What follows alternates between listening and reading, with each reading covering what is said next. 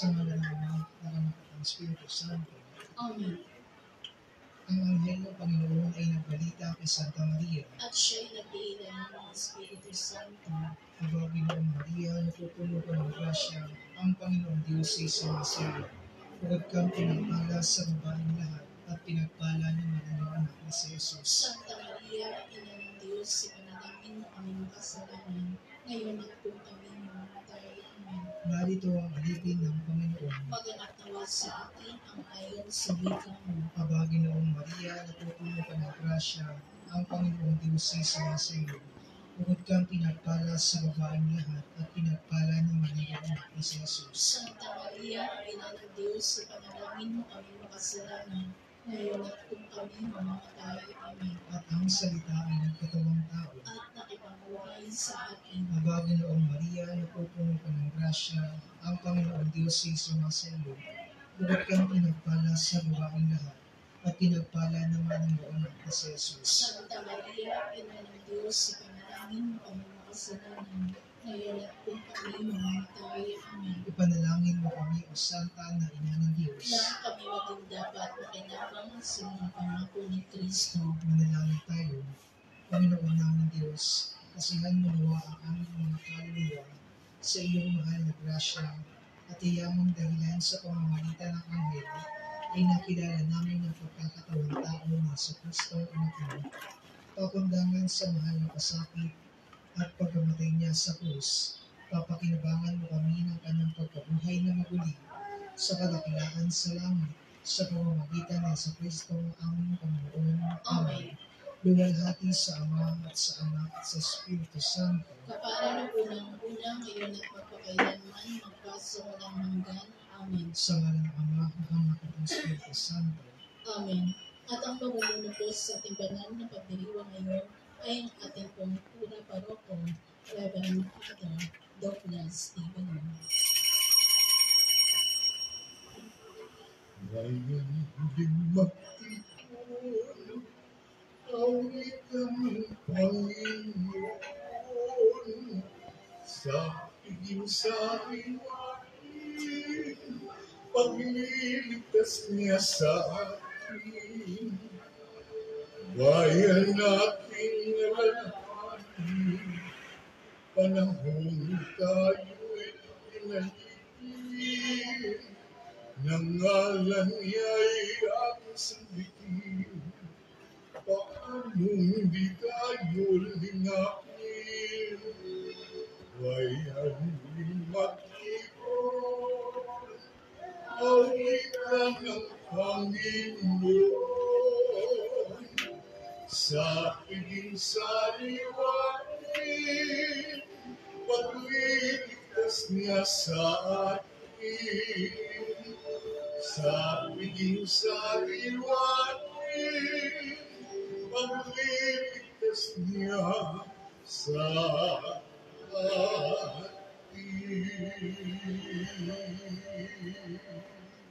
Sa ngalan ng Ama at ng Anak at ng Espiritu Santo, ang pagpapala ng ating Panginoong Hesukristo, ang pag-ibig ng Diyos Ama, at ang makikipagkaisa ng Espiritu Santo naway sumainyong lahat.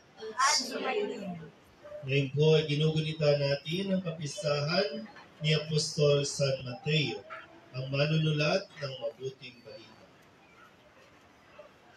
Mga kapatid, aminin natin ang ating mga kasalanan upang tayo'y maging marapat gumanap sa banal na pagdiriwang. Inaamin ko sa mga pangyarihang Diyos at sa inyo mga kapatid, na lubha akong nagkasala sa isip, sa salita at sa gawa, at sa aking pagkukulang. Kaya isinasamo ko sa mahal na Birhen Maria, sa lahat ng mga anghel at mga banal, at sa inyo mga kapatid, na ako'y panalangin sa Panginoong ating Diyos. Tawaan tayo ng mga pangyarihang Diyos, patawarin tayo sa ating mga kasalanan at patnubayan tayo sa buhay na walang hanggan. Panginoon, kaawaan mo kami. Panginoon, kaawaan mo kami. Kristo, kaawaan mo kami. Kristo, kaawaan mo kami. Panginoon, kaawaan mo kami. Panginoon, kaawaan mo kami. Papuri sa Diyos sa kaitaasan at sa lupa'y kapayapaan sa mga taong kinalulugdan niya. Pinupuri ka namin, dinarangal ka namin, sinasamba ka namin, ipinagbubunyi ka namin, inasasalamatan ka namin, dahil sa dakila mo ang king kapurihan. Panginoong Diyos, Hari ng Langit, Diyos Amang makapangyarihan sa lahat. Panginoong Jesucristo, bugtong na anak. Panginoong Diyos, Kordero ng Diyos, anak ng Ama. Ikaw na nag-aalis sa mga kasalanan ng sanlibutan, maawa ka sa atin. Ikaw na nag-aalis sa mga kasalanan ng sanlibutan, tanggapin mo ang aming kahilingan. Ikaw na naluluklok sa kanan ng Ama, maawa ka sa amin. Sapagkat ikaw lamang ang banal, ikaw lamang ang Panginoon, ikaw lamang o Jesucristo ang kataas-taasan, kasama ng Espiritu Santo, sa kadakilaan ng Diyos Ama. Amen. Manalangin tayo. Ama naming makapangyarihan, sa iyong habag na di namin malirip, minarapat mong hiranging apostol si San Mateo. Aming tinutuwahang lubos ng kanyang halimbawa at pagdalangin ay pagindapatin mong maging matalik mong kaugnay sa pagsunod namin sa iyo sa pamamagitan ni Jesucristo kasama ng Espiritu Santo magpasawalang hanggan. Amen. Umupo ang lahat.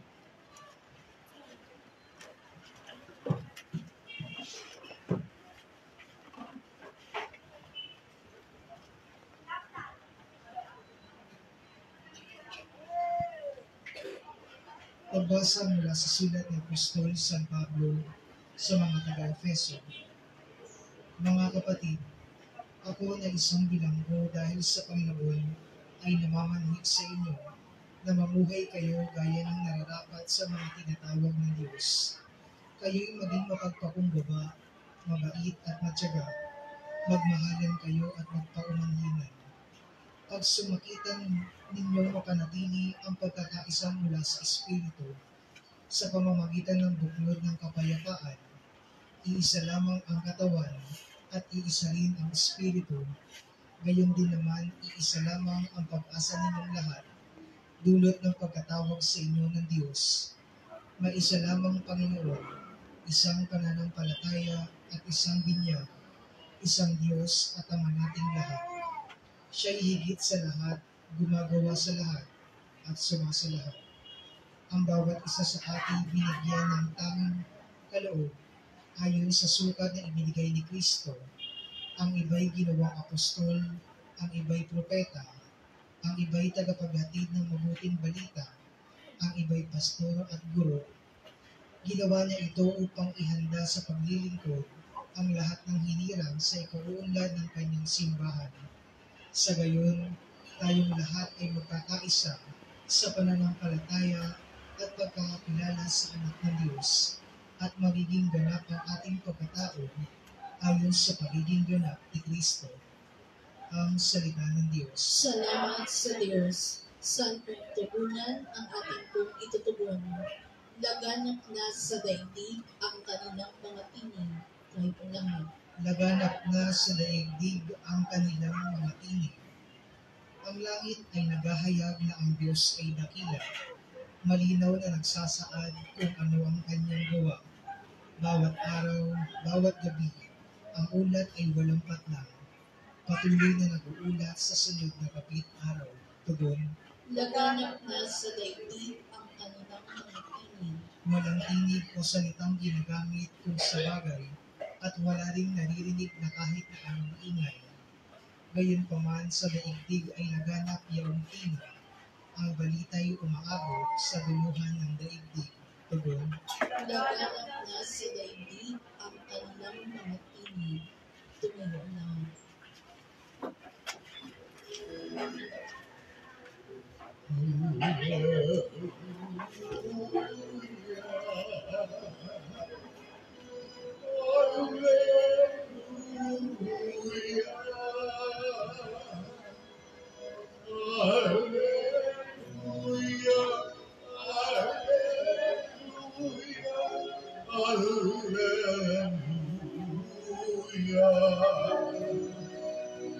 Hindi tayo ni Kristo upang mamungang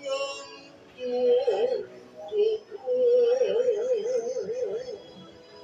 bilang mabubuting tao.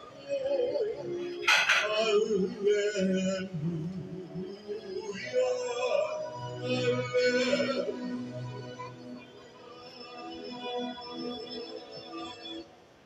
Sumainyo ang Panginoon. At sumayo rin. Ang mabuting balita ng Panginoon ayon kay San Mateo. Papulit sa iyo, Panginoon. Noong panahong iyon, umalis si Jesus at sa kanyang paglakad, nakita niya ang isang taong ang pangalay Mateo. Nakaupo ito sa paningilan ng buwis. Sinabi ni Jesus sa kanya, "Sumunod ka sa akin." Tumindig si Mateo at sumunod sa kanya. Nang si Jesus at ang kanyang mga alagad ay nasa bahay ni Mateo, dumating ang maraming publikano at mga makasalanan, at sila'y magkakasalong kumain. Nang makita ito ng mga Pariseyo, tinanong nila ang kanyang mga alagad, "Bakit sumasalo sa mga publikano at mga makasalanan ang inyong guro?" Narinig ito ni Jesus at siya ang sumagot, "Ang mga may sakit ang nangangailangan ng manggagamot, hindi ang mga walang sakit.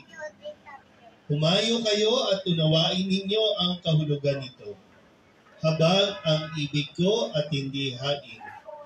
Sapagkat naparito ako upang tawagin ang mga makasalanan, hindi ang mga banal."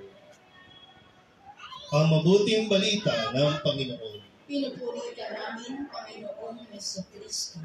Amen. Isang magandang gabi po sa inyong lahat. Para sa lahat po ng mga nakatira dito sa nasasakupan ng Barangay 274 at Barangay 275. First time po natin na magkasama, magkaniig sa banal na misa dito po sa inyong lugar. Maraming salamat po sa inyong pakikisa at pagdalo sa misa natin ngayon. Nawa ang banal na misang ito ay magdulot ng ibayong biyaya para po sa lahat na mga nakatira po dito sa inyong lugar o dito sa inyong barangay. So ngayon po ang ating pinagdiriwang ang kapistahan ni San Mateo. Si San Mateo ay isa sa 12 alagad o ginawang apostol ng Panginoon para sumunod sa Kanya. Si San Mateo ay isa sa 4 na sumulat ng Ebanghelyo, yung naririnig natin sa tuwing linggo na binabasa bago ang homilya, na siya rin naman narinig natin sa araw na ito, ng Ebanghelyo ayon kay San Mateo. Ibig sabihin, yung mabuting balita na natanggap ni Mateo ay kanya ding ibinabahagi sa ating lahat ngayon na nakikinig o nakakapakinig nito. Ang buhay ni Mateo ay katulad ng karamihan sa atin, na bagaman itinuturing na makasalanan ng mga kapitbahay, ng mga tao, pero siya po ay pinakitaan ng Diyos, ni Jesus, ng pagtanggap, ng walang paghuhusga. Na kahit ang tingin sa Kanya, dahil sa Kanyang trabaho na maniningil ng buwis, itinuturing siyang isang publikano at makasalanan. Pero hindi yun tiningnan ni Jesus, kundi yung lalo higit na pangangailangan ni Mateo na isang taong tatanggap sa Kanya. Kadalasan po kasi sa atin, ang gusto natin mangyari bago natin tanggapin ng isang tao ay magbago na muna siya. Kadalasan, sa bilang tao, ang gusto natin matino na agad, perfecto na. Pero sana mas maramdaman natin na ang pagtawag ng Diyos ay hindi yung kondisyon na bago ka sumunod sa akin, kailangan mabait ka na muna. Kailangan masunurin ka. Kailangan mapagpakumbaba ka na. Hindi. Kundi sa estado ng buhay natin, doon tayo inaanyayahan ni Jesus na sumunod sa Kanya. Yung pagbabago, mangyayari yan kung tayo po ay may natututunan na sa Kanya. Mahirap ipilit ang pagbabago sa isang tao kung hindi niya lubusang naiintindihan ang kanyang sarili, lalo tigit kung hindi niya nararamdaman ang pagmamahal ng Diyos sa kanya. Pero lagi po yan, araw-araw, tumatawag ang Diyos sa atin na sumunod sa Kanya. Alam naman na natin, no? Naririnig na natin yung mga kabutihang asal na dapat natin gawin. Alam na natin yan. Kailangan lang natin talagang magdesisyon araw-araw kung ito ay susundin ba natin, kung ito ay isa sa buhay ba natin. Mahirap po kung tayo mismo ang nanghuhusga sa ating sarili. Kaya kadalasan, pag sinabi natin, uy, magsimba ka naman, hindi ka magsisimba kasi sasabihin mo sa sarili mo, di na, kasi makasalanan naman ako. Kaya para sa iyo, hindi mo na kailangan magsimba, hindi mo na kinakailangan na lumapit kay Jesus kasi pakiramdam mo nga, makasalanan ka na. At hindi ka matatanggap ng Diyos. Yun ang malaking pagkakamali natin. Ang pagsara natin ng pinto ang Diyos. Kasi hindi tayo pipilitin ng Diyos. Kung ayaw mong magbago, okay lang yan. Kung ayaw mong magbago.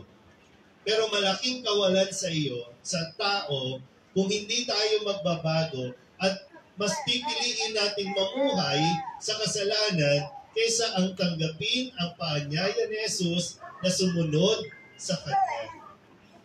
Nasa sa atin po yun.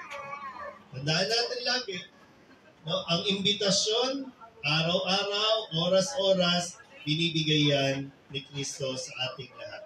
Yung pagbabago, laging nandiyan dyan.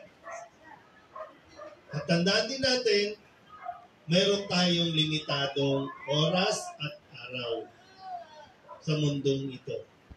Pag tayo po, hanggang sa ating huling hininga, hindi natin tinanggap si Kristo, dahil si Kristo lang talaga ang may kakayahan o kapangyarihan na magpabago o magbago sa atin. Pero kung hindi natin siya hayaang baguhin tayo, saan tayo pupunta? Maniwala o hindi, pero dalawa lang ang pupuntahan natin. Langit, impyerno. Yung mga gustong tumanggap kay Jesus, mapupunta sa langit. Pero yung patuloy na tatanggihan ang iniaalok ng Diyos na awa at habag, sa impyerno tayo kung ayaw mong tanggapin ng Diyos. Hindi ka naman pwedeng, ayoko po sa langit, ayoko din sa impyerno, dito na lang po ako. O di sige, magbayad kang kuryente, bayad kang tubig, magbayad, kinain mo dito. Araw-araw kang mabubuhay ng, pero wala po eh. Walang mabubuhay na panghabang buhay dito sa mundo. At darating ang araw na aayawan mo na rin ang buhay sa mundo ito. Kasi hahanap-hanapin mo ang buhay sa piling ng Diyos. Paano mo mahanap kung dito pala ayaw mong tanggapin ng Diyos? Kahit sino ka pa, kahit ano pang nagawa mo, kung tatanggapin mo si Jesus, makikita mo ang kanyang pagmamahal. Ulitin ko po ulit, kahit hindi mo tinatanggap si Jesus, kahit hindi mo mahal si Jesus, mahal at tanggap tayong lahat ni Jesus. Kailangan lang magkaroon ng pagtugon sa atin. Walang question, mahal tayo ng Diyos, okay. Pero ikaw, mahal mo ba ang Diyos? Gusto mo ba mahalin ang Diyos? Doon na yung magsisimula.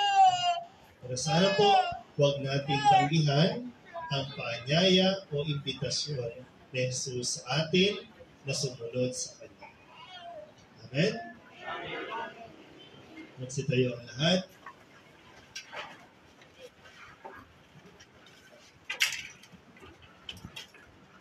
Ang buhay ni San Mateo ay binago ng pagtawag at hamon ng guro. Nawa ang aming mga panalangin ay magpahayag ng pagbabago ng buhay at maging sensitibo kami sa mga pangangailangan ng iba. Ang ating itutugon, Panginoon, dinggin mo ang aming panalangin. Panginoon, tingin mo ang aming panalangin. Ang mga programa para sa pagpapanibago naway maging tanda ng ating buhay Kristiyano. Manalangin tayo sa Panginoon. Panginoon, tingin mo ang aming panalangin. Atin nawang tanggapin ang hamon at tawag sa pagbabalik loob sa halip na mahikayat sa pang-aakit ng mundo. Manalangin tayo sa Panginoon. Panginoon, tingin mo ang aming panalangin. Ang mga may kinalaman sa mga bagay tungkol sa pananalapi, naway hindi matuksong ipagpalit ang kanilang kaluluwa para sa kayamanan at kapangyarihan. Manalangin tayo sa Panginoon. Panginoon, tingin mo ang aming panalangin. Ang mga may kahinaan sa kanilang espiritual na buhay, naway humanap ng tulong sa sakramento ng pakikipagkasundo. Manalangin tayo sa Panginoon. Panginoon, tingin mo ang aming panalangin. Ang mga yumao, naway mapatawad sa kanilang mga kasalanan. Manalangin tayo sa Panginoon. Panginoon, tingin mo ang aming panalangin.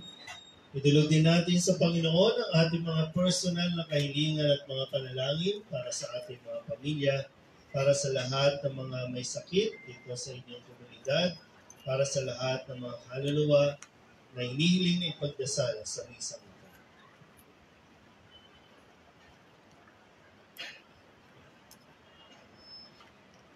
Ang lahat ng ito hinihiling namin sa ngalan ni Kristo, aming Panginoon. Amen.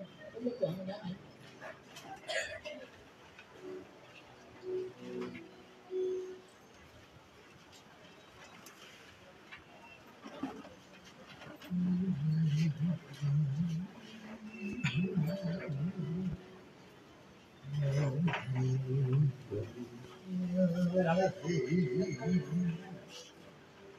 Bawat kanya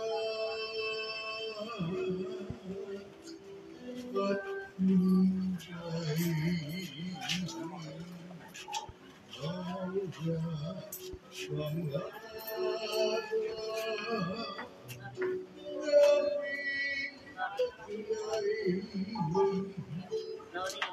Tapos ka na.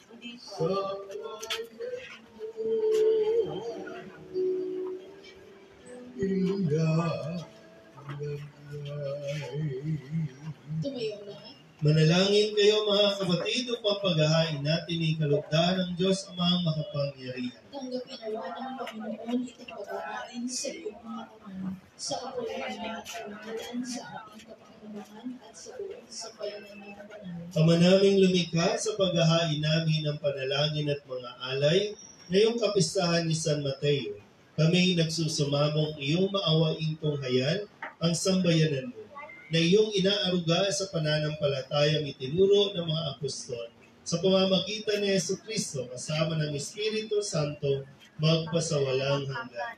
Sumainyo ang Panginoon. At sumayo, Itaas sa Diyos ang inyong puso at diwa. itinaas na namin sa Panginoon. Pasalamatan natin ang Panginoon, ating Diyos. Marapat na siya ay pasalamatan.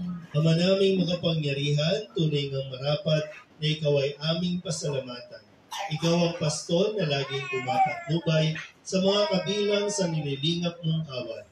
Ito ang ginanap na pananagutan ng gili mong anak at pastol ng tanan. Ang mga apostol ay kanyang mga katuwang sa pagiging pastol na patnubay ng sambayanan. Kaya kaysa ng mga anghel nagsisiawit ng papuri sa iyo nang walang humpay sa kalangitan, kami nagbubunyi sa iyong kadakilaan.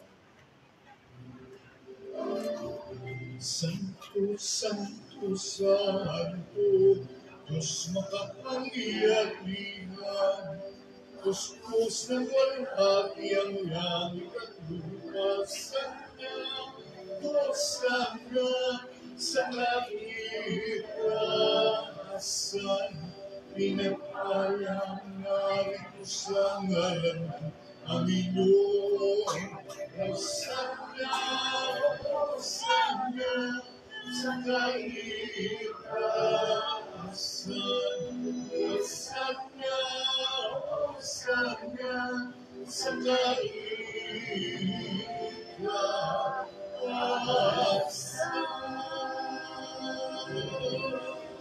Ama naming banal, ikaw ang bukal ng tanang kabanalan. Kaya't sa pamamagitan ng iyong Espiritu, gawin mong banal ang mga kaloob na ito upang para sa aming maging katawan at dugo ng aming Panginoong Hesus Kristo. Bago niya pinagtiis ang pusang loob na maging handog, tinawakan niya ang tinapay, pinasalamatan kaniya, inaghati-hati niya iyon, iniabot sa kanyang mga alagad at sinabi, tanggapin ninyong lahat ito at kanin, ito ang aking katawan na ihahandog para sa inyo.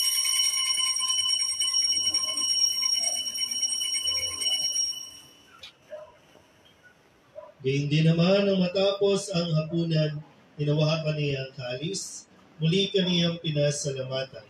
Iniabot niya ang kalis sa kanyang mga alagad at sinabi, tanggapin ninyong lahat ito at inumin. Ito ang kalis ng aking dugo, ng bago at wala hanggang tipan. Ang aking dugo na ibubuhos para sa inyo at para sa lahat, sa ikapagpapatawad ng mga kasalanan. Gawin ninyo ito sa pag-alaala sa akin.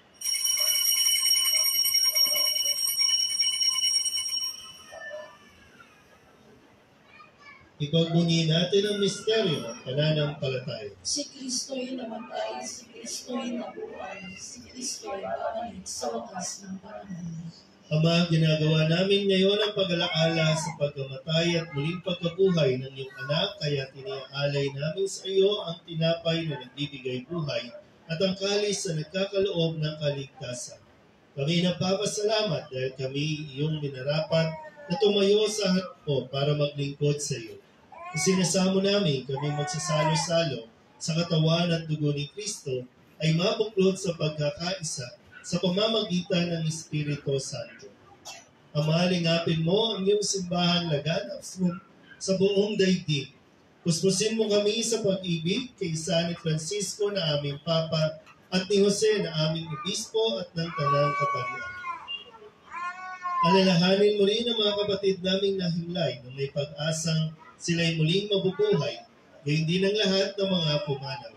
Kawaan mo sila at patuloyin sa iyong kaliwanagan. Kawaan mo at paghindapating kaming lahat na makasalo sa iyong buhay na walang wakas. Kay sana mahal na Birhen Maria na Ina ng Diyos, ng kabiyak ng puso niyang si San Jose. Kay sana mga apostol at ng lahat ng mga banal na namuhay dito sa daigdig na kalugod-lugod sa iyo. May pagdiwang nawa namin ng pagpupuri sa ikarangal mo sa pamamagitan ng iyong anak na aming Panginoong Hesus Kristo. Sa pamamagitan ni Kristo, kasama niya at sa Kanya, ang lahat ng parangal at papuri ay sa iyo, Diyos Amang makapangyarihan, kasama ng Espiritu Santo, magpasawalang hanggan.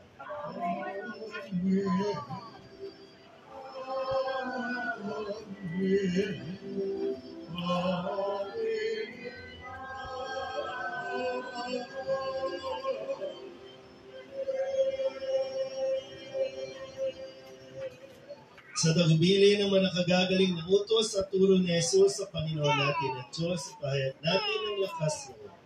Ama namin, Sumasalangit ka, sambahin ang ngalan mo, mapasa amin ang kaharian mo, sundin ang loob mo dito sa lupa para ng sa lahat. Bibigyan mo kami ngayon ng aming kakanin sa araw-araw at patawarin mo kami sa aming mga sala para ng pagpapatawad namin sa nakakasala sa amin at huwag mo kami ipahintulot sa tukso at iayang kami sa lahat ng masama. hinihiling namin kami iadya sa lahat ng masama, pagkalooban ng kapayapaan araw-araw, iligtas sa kasalanan at ilayo sa lahat ng kapahamakan. Samantalang aming pinananabigan ang dakilang araw ng pagpapahayag ng tagapagligtas naming si Hesus Kristo. Sapagkat iyong kaharian at ang kapangyarihan at ang kapurihan magpakailanman. Amen. Panginoong Heso Kristo, sinabi mo sa iyong mga apostol, kapayapaan ang iniiwan ko sa inyo, aking kapayapaan ang binibigay ko sa inyo. Tunghayan mo ang aming pananampalataya at huwag ang aming mga pagkakasala. Pagkalooban mo kami ng kapayapaan at pagkakaisa ayon sa iyong kalooban, kasama ng Espiritu Santo, magpasawalang hanggan. Amen. Ang kapayapaan ng Panginoon ay laging sumainyo. At sumayin. Magbigayan po tayo ng kapayapaan sa isa't isa.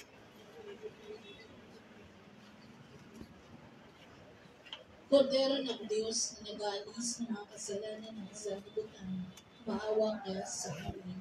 Kordero ng Diyos na nag-aalis ng mga kasalanan ng sanlibutan, maawa ka sa amin. Kordero ng Diyos na nag-aalis ng mga kasalanan ng sanlibutan, ipagkaloob mo sa amin ang kapayapaan.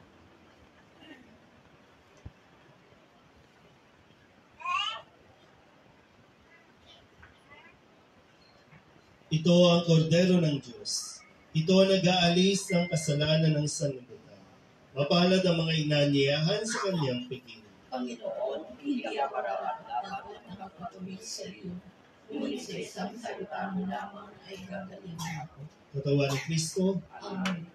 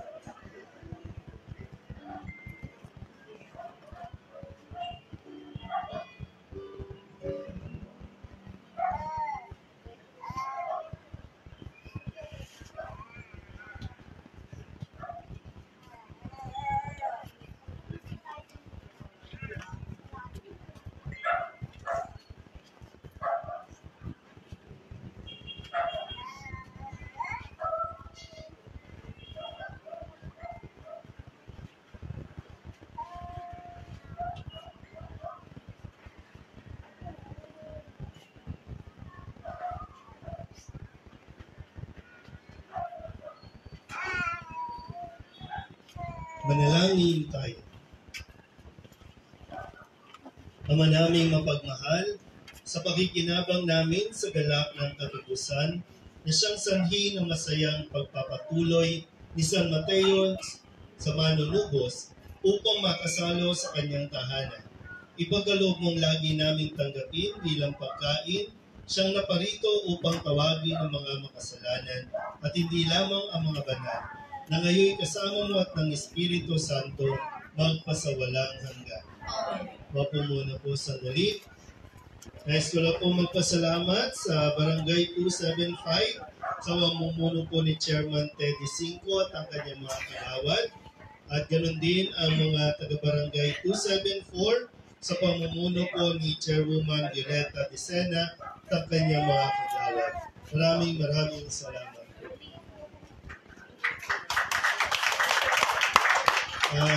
Unang pagkakataon po natin na makamisa dito, in case lang po no, na hindi niyo pa po alam, mga sakramento po natin sa simbahan, lahat naman po yan ay libre. No, libre po ang binyag, libre ang kumpil, libre po ang First Communion, pati yung blessing sa patay, libre din po yan. No? Kasal, libre din po ang kasal. Baka po merong mga nagsasama dito na hindi pa kasal o kaya sa sibil ay handa po namin kayong tulungan na makasal sa simbahan, matanggap po ang sakramentong ito. Wala po yung bayad. Baka kasi kadalasan yun yung nagiging hadlang at sinasabing wala pa po tayong pera. Kasi ilang taon na rin naman talagang walang pera. No?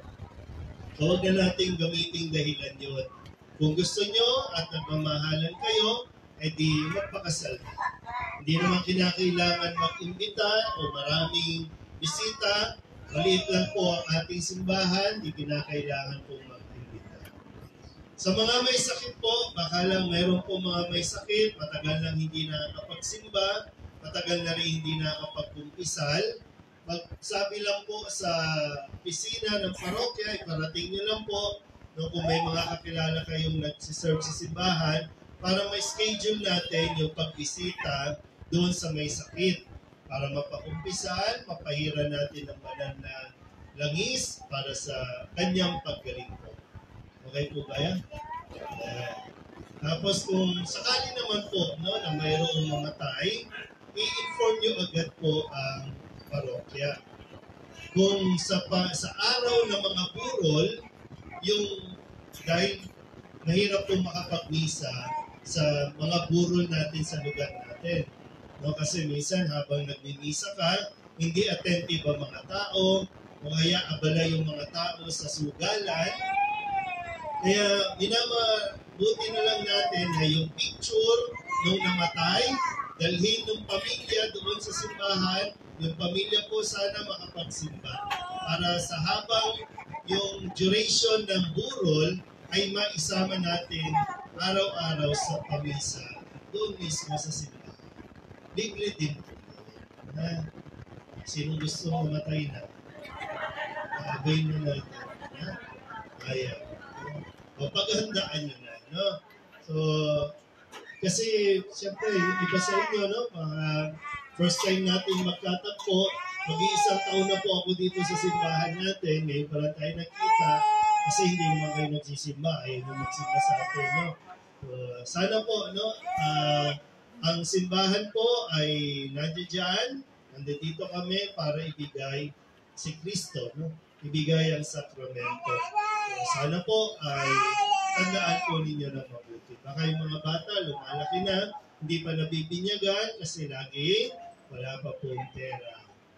Pero marunong nang magmura ang mga bata, hindi pa nabibinyagan. So, responsibilidad natin yung mga matatanda o mga nakakatanda na dalhin sila sa simbahan. Agad-agad. Wala na yung mga pamahiin na yan.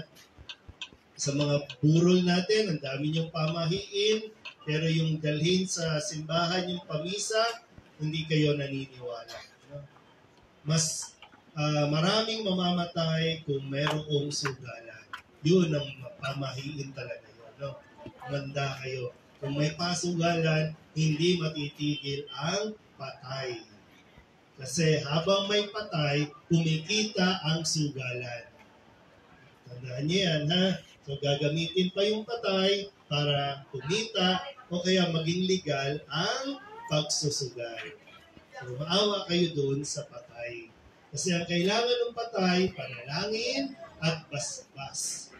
So, Huwag niyo na kayo, imot naman kayo ng imot, no? Naiyak-iyak kayo, pero yung pasugalan, o nagbigay na ba yung ano ko? Yun, doon tayo magaling, no? Sana po, pagtulong-tulungan natin, no? Habang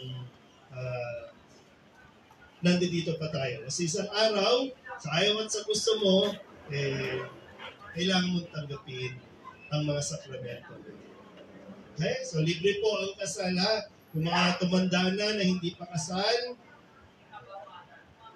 pakasal na po, ha? Bago kayo mamatay, at iiyak kayo sa hindi nyo naman asawa talaga. Okay? So, hanggat hindi yung apelido ang ginagamit dahil wala pang kasal, kahit matanda na kayo, dalaga at binata pa rin kayo. Okay? Sige. Salamat po ulit, Chairwoman Dineta at kay Chairman Ted Cinco. Maraming salamat. Pakiparating na. Sumayin niyo ang Panginoon at pagpalain kayo ng mga pangyarihang Diyos, Ama at Anak, Espiritu Santo, tapos sa ang banal na misa, mayo tayo sa kapayapaan ni Kristo. Salamat sa Diyos. Magandang gabi.